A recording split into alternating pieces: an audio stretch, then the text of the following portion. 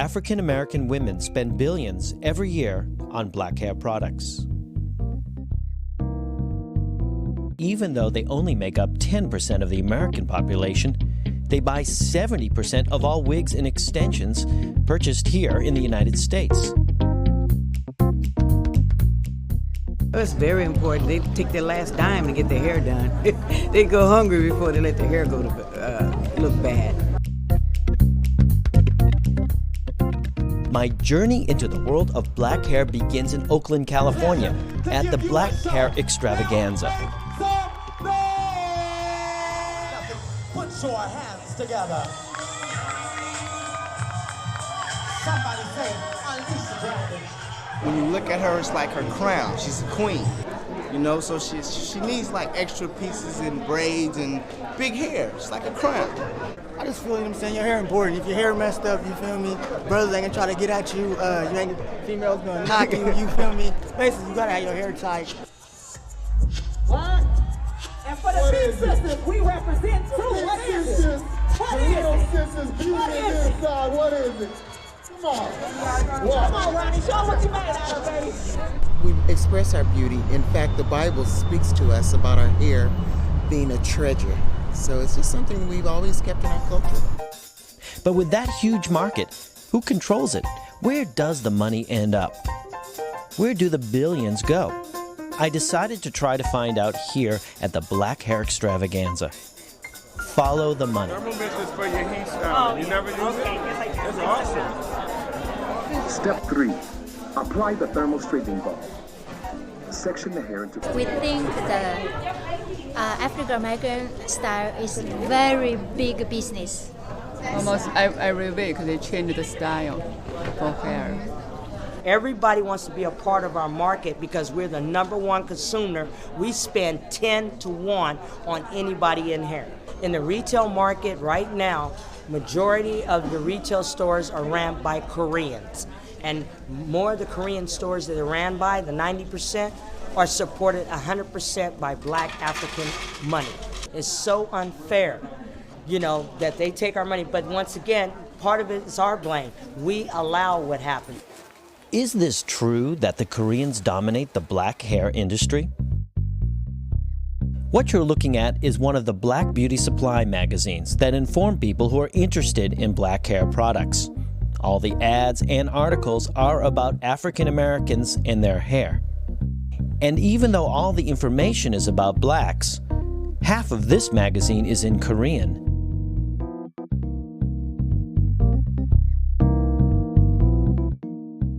And this magazine, Beauty Times, which is the #1 publication for black beauty store owners, is written entirely in Korean.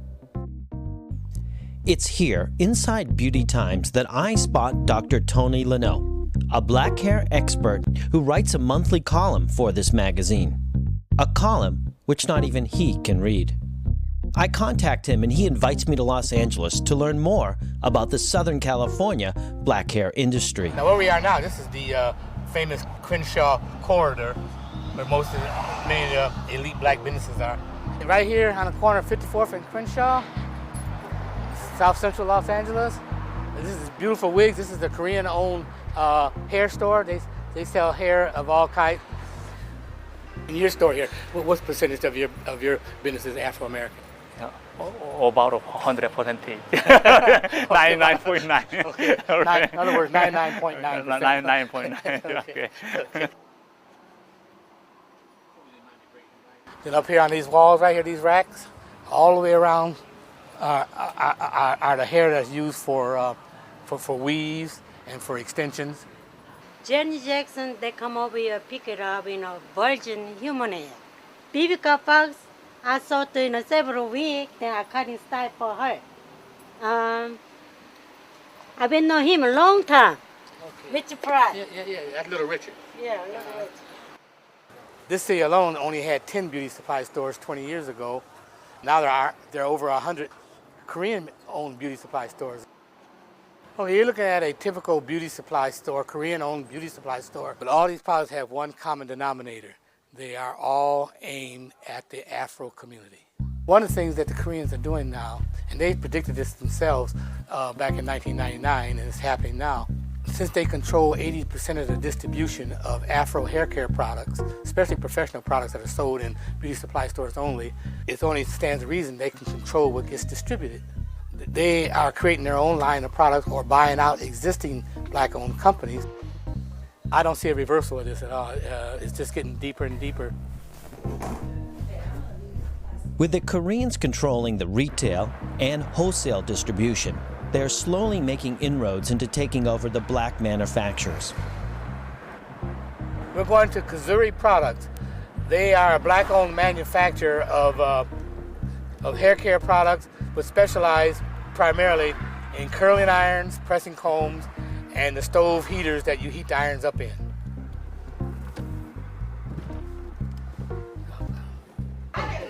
This is Lucky White, who owns Kazuri along with her husband.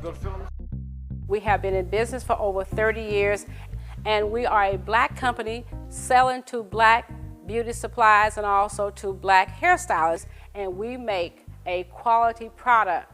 Everyone look at our product as being the best in the industry. However, since the Asians have been here, they are cutting us out, telling us that our product is not in demand any longer. The Korean connection. About 3 years ago, they started to blacklist our product as they brought their own products in. They started to manufacture curling irons, and they duplicate everything that you manufacture. They would duplicate it, and then they start to slowly cut back on orders, and then they tell you that your product is not in demand. So they would make something that's very similar that looked like ours, and then they try and sell the consumer on this product. Can you show me some products from Kazuri? Kazuri? Kazuri products. This is Kazuri product. This is all On the Kazuri. top. This is a A1. So you have maybe 3 Kazuris, and then the We rest. have this Kazuri, this A1 product, this Stella. Stella. Yeah. Who makes? Three brands. Who makes Stella? You know, they are resale the wholesalers. And they make this product. Actually, they make a copy, you know, for the other brand, you know, like Kazuri, like A plus, but their brands, you know, they are no good quality. Not good quality. No, just copy for the others. They are really trying to shut us out of the industry. They're telling you they will no longer distribute your product in these stores? They tell us that our product is not in demand any longer, but that's just an excuse not to purchase our products. This is actually a T-bumper by Kazuri. I use it all the time. This is the place to be, a black hair salon in San Jose, California. Kazuri products are much in demand. We use them here. We have a setup here. We also have one here. We use their spritz as well. We use their whole lineup, so they are in high demand.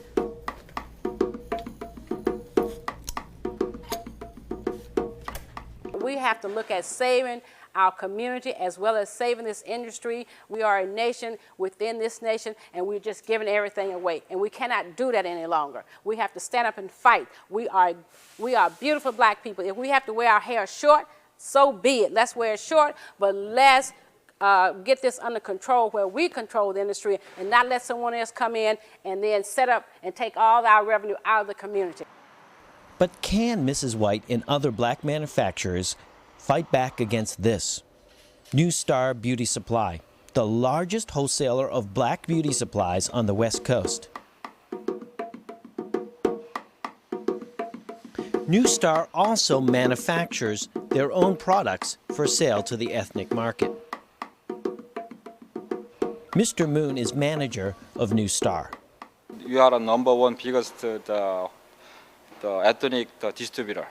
In the West Coast? Yes. You guys are? Mm-hmm. We trying to like one-stop buying now. We took them as being a friend, and that they would not come in and try and take over the whole industry, but that's what they have done. They got in, now they control it, and they are really, boasting about it, and they are talking about it, and then they are laughing at us all the way to the bank. Thank you. How do the Korean retailers get the money to start up these beauty supply stores? To find out, I traveled to the University of California at Berkeley and spoke with Professor John Lee. Many of the ones that started recently came from South Korea that was much more enriched. So by selling their farm or by selling their apartment, they could have this initial pot of money to start relatively small businesses in urban areas. Furthermore, they had encouragement, sometimes quite explicitly in terms of funding by relatives, friends, and other sorts of religious or whatnot networks to provide them with money to start their business. So it's fair to say that there are all sorts of formal and informal means by which Korean Americans and South Korean business people dominate the market and are implicitly unwilling to let competition challenge their dominance. So the two magazines, they're all in Korean. Mm-hmm. I mean, does that seem like fair business practice? Yeah, well, as I said before, this is one of the mechanisms by which South Koreans and Korean American merchants ensure the domination of the market. It's OTC.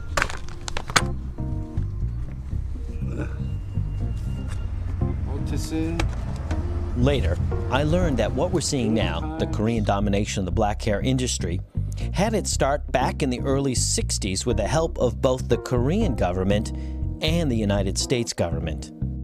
This is Chosun, one of the most respected newspapers in South Korea. And it's inside the archives of this newspaper that I discovered a document from 1965 in which the wig manufacturers in Korea convinced the Korean government to ban the export of raw hair, making it impossible for anyone to manufacture wigs from the highly desirable Korean hair population, except for the Korean manufacturers themselves. And 6 months after the Korean ban on the export of hair, the United States government banned the import of any wig that contained hair from China.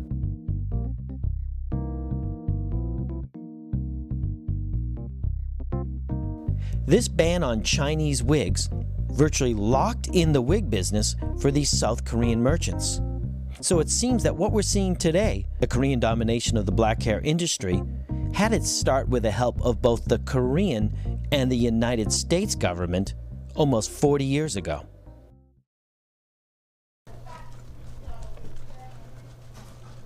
If you blow the whistle on what's going on, just like we were discussing now, and inform people, they'll be surprised and delighted too. Well, I think people are informed, but I mean, black people as a whole, they just don't have much unity as Koreans do, or any other race. It just doesn't have much unity. As a whole, we don't stick together.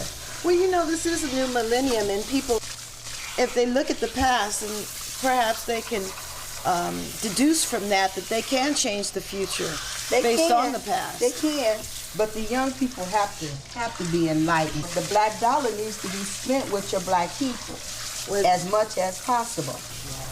We kind of take each other for granted sometimes, but I think when things like this happen, we always seem to come together like other tragedies.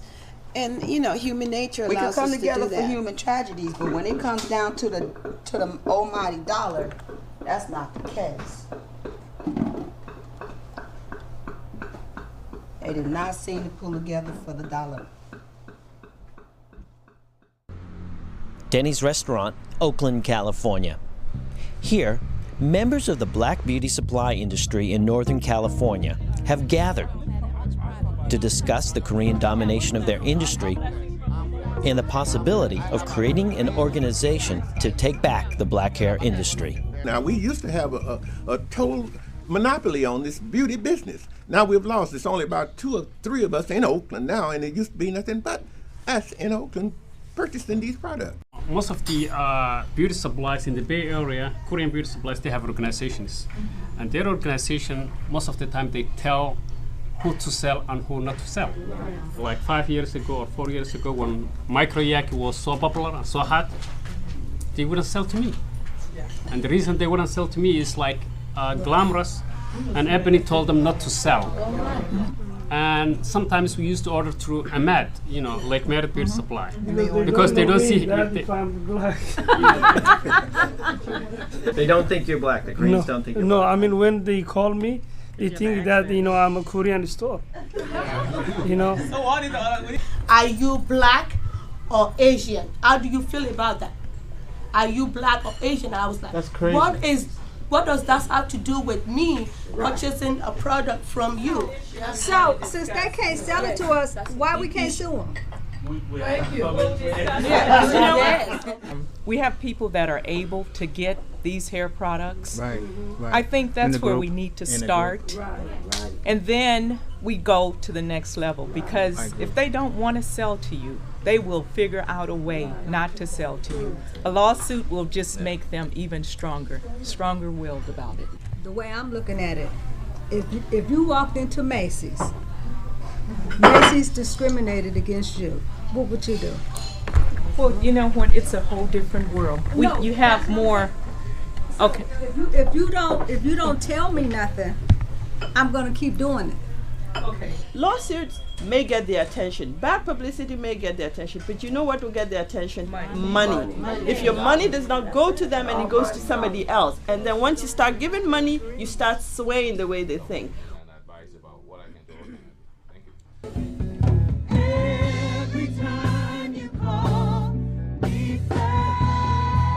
Just a few months after this meeting, BOBSA is created, the Black-Owned Beauty Supply Association.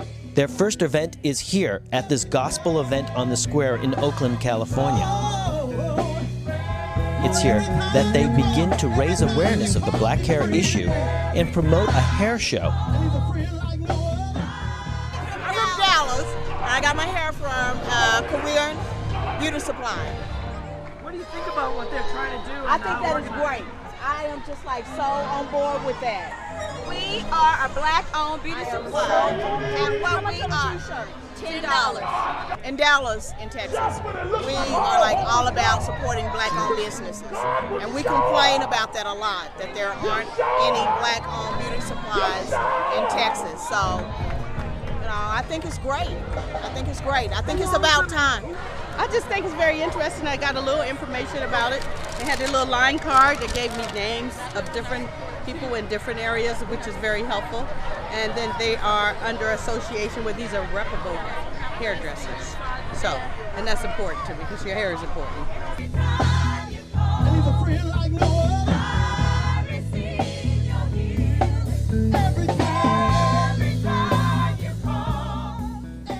If this generation goes, no beauty supply, we can forget it. We can forget it. Nobody will come up. We're just barely scratching the surface trying to say, hey, wait, you can't take that from me. Hey, wait a minute, I'm a part of this. What are you doing? They won't have the know-how or the power to be able to go into that because it'll be totally dominated by Koreans. Totally dominated.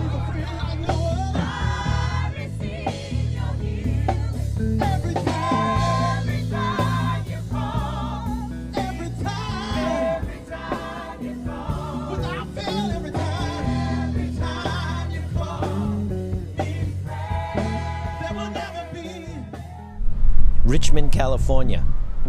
The members of BOBSA are meeting here in the back room of a local beauty supply store. Black man positive ad in the magazine that we saw. Okay, so the total amount $2,700. And finalized plans and a budget for the black hair show they're promoting in just a few weeks. You see, we have a balance there. It's a simple, durable book because it's gonna need to be passed around, and it has our name and. Okay, everyone take a look up here. This is the representative of the beginning stages of our BOBSA organization. These are the people that are working to make a difference, to make a change. Action speaks louder than words. These people are taking action. They're taking the first step, and we need to continue them. So let's give them a round of applause. This is the first BOBSA hair show, held in Northern California. Thank you everyone for attending. We really appreciate your time, and we hope we made a difference in your thought pattern.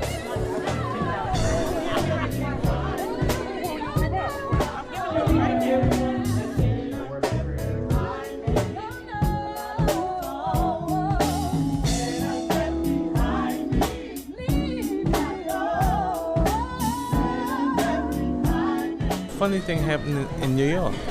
I went into a Korean store and asked him if he could wholesale me some of the things he had. He told me no. I said, okay, if you could tell me where I could get it wholesale. He told me the Koreans are not going to let these niggas get into the business. You know? And he's in a black neighborhood in Brooklyn. He was Korean himself? Yeah. He's in a Korean hair store. You think black people can get back into the Oh, they could get back, but the Koreans not going to let us in it. We have to do it ourselves.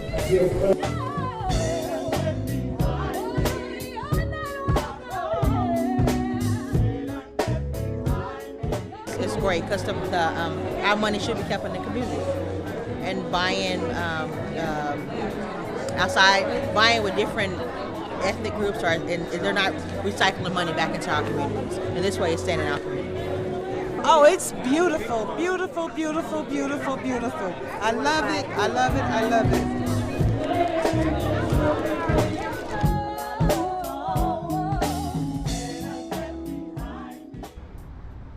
Clintex Laboratories is one of a handful of black-owned manufacturers.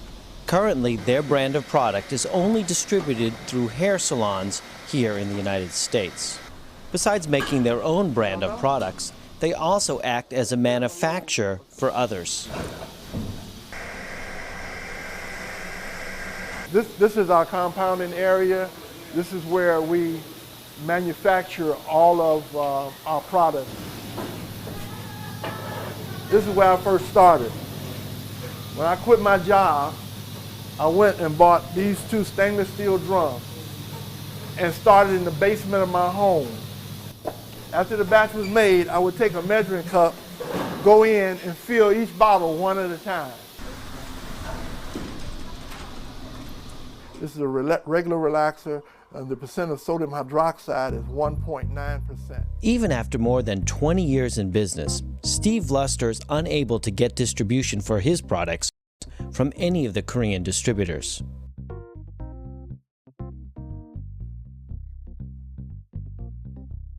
I do not blame the Koreans for anything.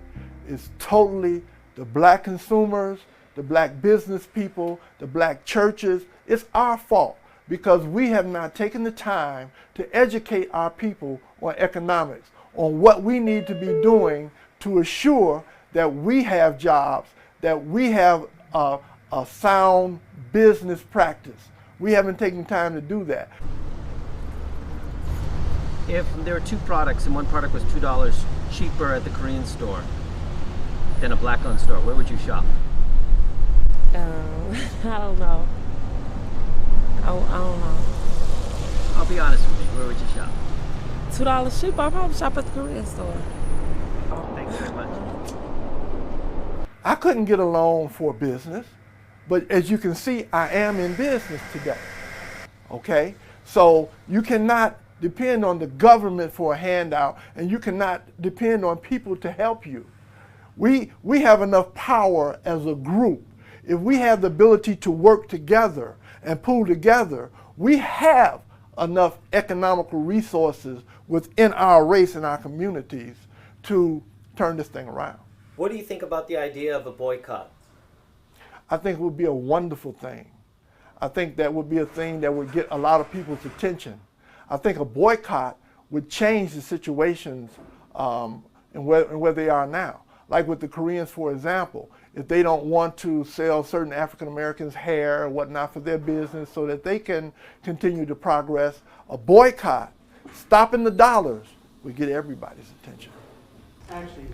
The story continues with members of BOPSA traveling across the country, including here in Pasadena, California, where they're informing people about the black hair industry, including showing them parts of the film that you've seen to this point. Where does the money go? Unemployment in the black community is 10%, in the white community is 5%. The only way we're going to change this trend is to look to each other to circulate that black dollar back into the black community. We have the power. I know we have the power. It's just a matter of us going forth and doing it. Next stop, Atlanta, Georgia. then on to Chicago, Illinois. Is the black hair situation in Chicago the same as on the West Coast?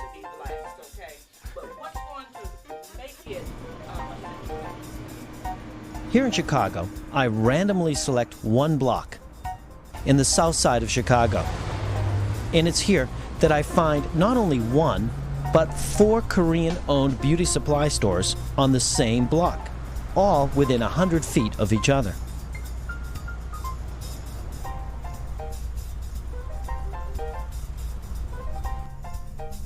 Look at this. This shows how this store is 33 years old, part of the history. But I have to replace with some of these hairs. Excuse me, girls. What town am I in? You're in Chicago. Chicago? Yeah, Chicago. And let's see your hairdo. Let's see it. Whoa, turn around. Who did that? My mom. Wow. Now, I see a beauty supply store right across the street. Yeah. Is that black owned or Korean owned? I think that's Korean owned. Sorry? Korean owned. What do you think about the Koreans owning all the black beauty supply stores? Well, it's very not good because I think the black people should be able to own some things, and just not all Koreans should be able to own. But I think because why they're not doing it is because discouragement, and most black folks, they're really just like going to jail now because other people are convincing them to do other different things like crimes and different stuff like that. So that's why. How many black-owned beauty supply stores are there in Chicago that you know of? I don't.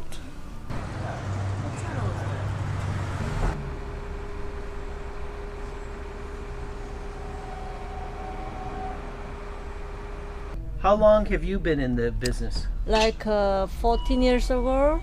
Yeah, 14, just like something like this. How many black-owned beauty supply stores are there in Chicago? How many? Yeah, black-owned. I think so, over 10. Yeah. A lot of, more. 10 stores. Oh, over 10, I think, yeah.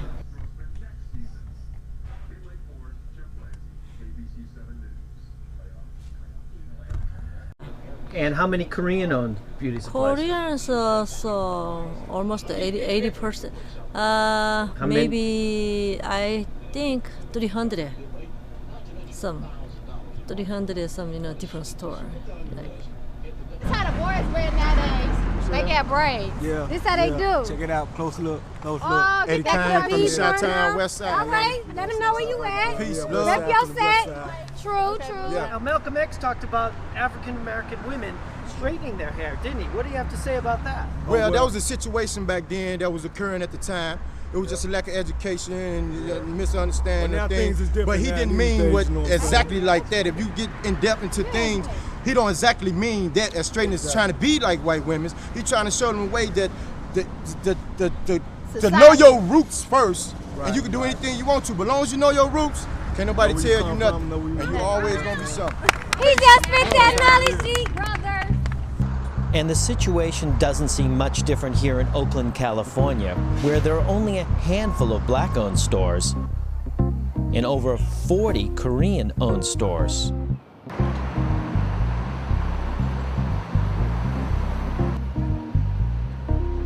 Including this Korean shop that just recently opened up next door to Oakland's famous Black Muslim bakery.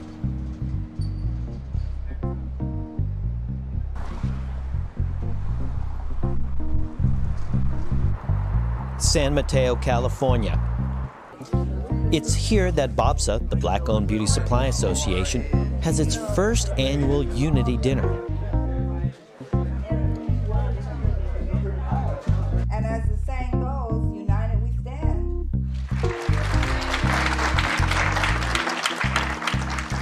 I think we all need to stick together because it's sad that these Koreans are making so much money off of us and they're not giving back anything to the community. They're not even really giving us jobs. And it's just, we have to do something. I think we should start a huge boycott and try to spread the word, do a strong media campaign where we don't go into their salons, and I guarantee you they'll start giving us more respect, and we need to start opening up more black beauty supply stores, and we just need to all stick together. And it really worries me, it disturbs me to see other people come to this country and just take over our industry. I made a lot of money in beauty business. Mr. Davey did too. We made a lot of money. Now, I don't have it now, but I made a lot of it. And other people came in and took over our industry, and we allowed it to happen. Now, this is what I say to operators. You need to start thinking about your own industry. If you don't start thinking, the other people are going to take the industry away from you. We as blacks, we are only 11 or 12% of the total population. Yet we are consumers of over 33% of all the hair care products sold in this country. And that's why they settled in our neighborhoods. And they specialize in hair.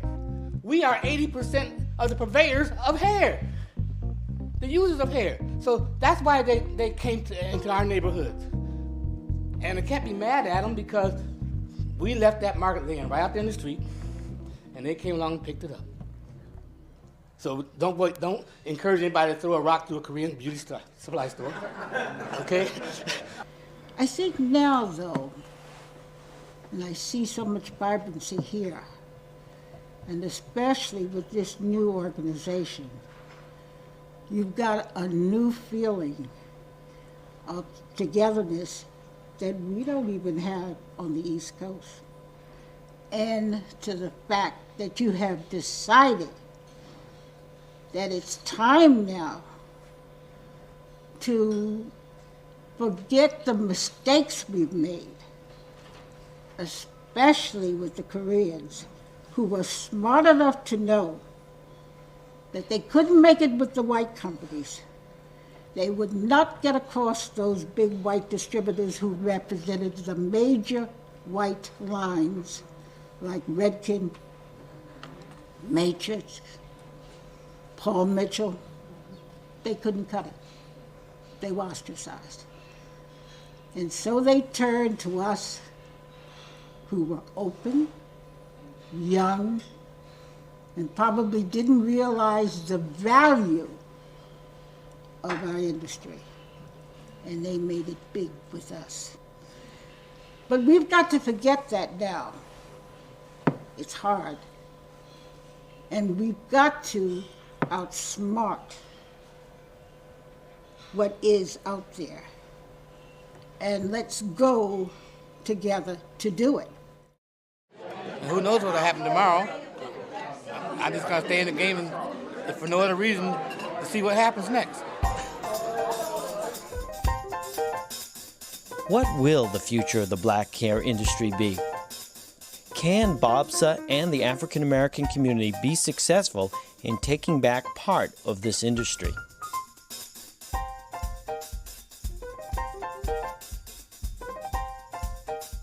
It's ironic but true that the first American woman self-made millionaire was an African American named Madam C.J. Walker, who earned her fortune through the manufacture and distribution of black hair products.